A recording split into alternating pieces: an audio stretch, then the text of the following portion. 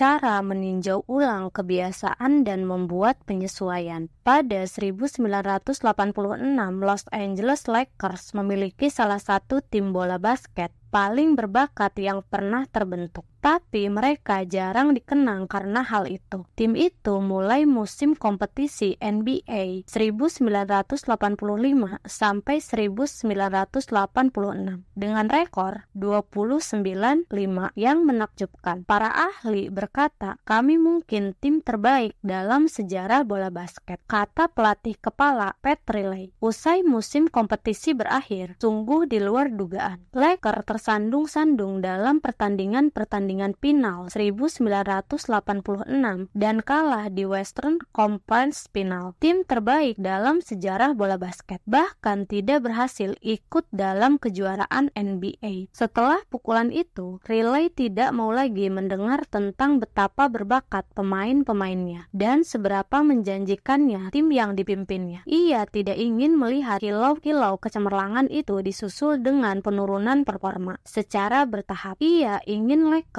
tampil maksimal sesuai potensi mereka dari pertandingan satu ke pertandingan berikutnya. Pada musim panas 1986, ia menciptakan rencana kerja yang akan ia kerjakan, sistem yang ia sebut Program Career Based Effort atau CBA. Ketika pemain baru bergabung dengan Lakers, jelas Riley, "Kami melacak statistik bola basket mereka sampai ke tingkat SMA. Saya menyebutnya taking their number. Kami mencari alat ukur yang akurat tentang apa yang mampu dilakukan oleh seorang pemain, lalu membentuknya agar sesuai dengan rencana kami untuk tim, berdasarkan pandangan bahwa ia akan mempertahankan lalu meningkatkan rata-ratanya." Setelah menentukan garis dasar tingkat performa seorang pemain, Riley menambahkan langkah kunci. Ia meminta tiap pemain memperbaiki output dengan sekurangnya 1% selama musim pertandingan. Kalau mereka sukses, ia akan menjadi CBA atau Career Based Effort, mirip British Cycling Team yang kita bahas di bab 1. Lakers mengejar performa puncak dengan menjadi sedikit lebih baik setiap hari. Riley berhati-hati dengan menegaskan bahwa CBA tidak hanya terkait dengan titik-titik atau statistik, melainkan tentang mengerahkan upaya terbaik secara spiritual, mental, dan fisik. Para pemain mendapat kredit ketika membiarkan lawan berlari mendekat ketika pemain itu tahu bahwa wasit akan meniup peluit karena foul. Dipping sewaktu mengejar bola lepas, mencoba merebut bola kembali entah berhasil atau tidak, membantu teman satu tim ketika pemain yang ia kawal sudah melewatinya, dan perbuatan-perbuatan kepahlawanan kecil lain. Sebagai contoh, Magic Johnson, pemain bintang Lakers pada masa itu, mempunyai 11 poin, 8 rebound, 12 assist, dan 5 turnover dalam suatu pertandingan. Magic juga memperoleh kredit untuk kepahlawanan kecil. Dengan dipping setelah kehilangan bola +1, akhirnya ia bermain dengan total 33 menit dalam pertandingan imajinernya. Angka-angka positif 11 +8 +12 +2 +1 ditotal menjadi 34. Kemudian kami menguranginya dengan 5 turnover, 34 minus 5 menjadi 29. Akhirnya kami membagi 29 dengan 33 menit yang dimainkan. 29 dibagi 33 sama dengan 0,879. Angka CBA Magic adalah 879. Angka ini dihitung untuk semua pertandingan yang dimainkan oleh seorang pemain, dan CBA rata-rata yang harus ditingkatkan 1% oleh seorang pemain selama satu musim kompetisi. Riley membandingkan CBA terkini tiap pemain dengan tidak hanya performa yang sudah berlalu, tapi juga CBA pemain lain dalam liga. Sebagaimana kata Riley, "Kami memeringkat anggota tim bersama lawan di liga yang bermain di posisi sama dan memiliki definisi peran yang hampir sama." Penulis artikel olahraga Jackie McMullen mengatakan, Riley mengumumkan atlet terbaik dalam liga dengan cetak tebal di papan pengumuman. latihan tiap minggu dan mengukur mereka terhadap pemain-pemain yang setara di kelas yang sama. Pemain yang solid dan andal umumnya memperoleh skor 600-an, sedangkan pemain elit memperoleh skor sekurangnya 800. Magic Johnson yang menghasilkan 138 triple-double selama karirnya sering mendapat nilai lebih dari 1000. The Lakers juga menekankan kemajuan tahun demi tahun dengan membuat perbandingan historis atas data CBA. Kata Riley, kami membandingkan November 1986 dengan November 1985, lalu menunjukkan kepada pemain apakah mereka menjadi lebih baik atau lebih buruk pada poin yang sama dalam musim kompetisi sebelumnya. Kemudian kami menunjukkan angka performa masing-masing untuk Desember 1986 yang dibandingkan dengan hasil November. Lakers menerapkan CBA pada Oktober 1986. 8 bulan kemudian, mereka menjadi juara NBA. Tahun berikutnya, Pat Riley mengantar timnya ke gelar juara berikutnya dengan menjadikan Lakers tim pertama dalam 20 tahun yang memenangi kejuaraan NBA berturut-turut. Setelah itu, ia berkata, mempertahankan upaya adalah hal terpenting untuk proyek apapun. Cara meraih kesuksesan adalah dengan belajar melakukan sesuatu dengan benar, lalu melakukannya dengan cara yang sama setiap kali. Program CBA adalah contoh utama kekuatan refleksi dan peninjauan ulang. Pemain-pemain Lakers memang berbakat. CBA membantu mereka mendapatkan apa yang mereka miliki secara maksimal dan memastikan kebiasaan-kebiasaan mereka terus membaik, bukannya menurun. Refleksi dan peninjauan ulang memungkinkan perbaikan jangka panjang atas semua kebiasaan karena membuat Anda menyadari kesalahan Anda dan membantu Anda mempertimbangkan cara-cara yang mungkin untuk memperbaiki. Tanpa refleksi, kita bisa mencari-cari alasan, membuat rasionalisasi, dan berbohong pada diri sendiri. Kita tidak memiliki proses untuk menentukan apakah performa kita naik atau turun dibanding kemarin. Juara di semua bidang menggunakan bermacam-macam cara untuk refleksi dan peninjauan ulang, dan proses itu tidak harus rumit. Pelari Kenya Eliud Kipchoge adalah salah seorang pelari maraton terhebat sepanjang masa dan peraih medali emas Olimpiade. Ia masih membuat catatan atas setiap latihan yang ia baca lagi setelahnya untuk mencari bagian-bagian yang dapat ia sempurnakan. Begitu pula renang medali emas Katie Ledecky mencatat kebugaran pada skala 1 sampai 10 dan menyertakan catatan tentang apa yang ia makan serta seberapa baik ia tidur. Ia juga menyimpan catatan waktu yang dibuat oleh perenang-perenang lain. Pada tiap akhir pekan, pelatihnya ikut membaca catatannya dan menambahkan saran. Ternyata tidak hanya atlet, ketika pelawak Ristrock menyiapkan materi baru, ia tampil dulu di klub-klub kecil sebanyak belasan kali dan menguji ratusan lawakannya. Ia membawa catatan ke panggung dan mencatat bagian mana yang berhasil dan bagian mana perlu diperbaiki. Beberapa baris lawakan yang betul-betul sukses dan bertahan akan membentuk tulang punggung pertunjukan berikutnya. Saya kenal eksekutif dan investor yang mempunyai jurnal keputusan, Decision Journal, tempat ia mencatat keputusan-keputusan penting yang dibuatnya tiap minggu. Mengapa ia membuatnya dan hasil apa yang diharapkannya? Ia meninjau ulang pilihan-pilihan pada akhir tiap bulan atau tahun untuk melihat di mana ia melakukan kesalahan. Perbaikan tidak hanya tentang membentuk kebiasaan, tapi juga tentang menyempurnakannya. Refleksi dan peninjauan ulang menjamin Anda mengarahkan waktu pada hal-hal yang benar dan membuat koreksi arah setiap kali diperlukan. Seperti Pat Riley mengoreksi usaha pemain-pemainnya setiap malam. Anda tidak ingin mempertahankan suatu kebiasaan kalau kebiasaan itu tidak efektif.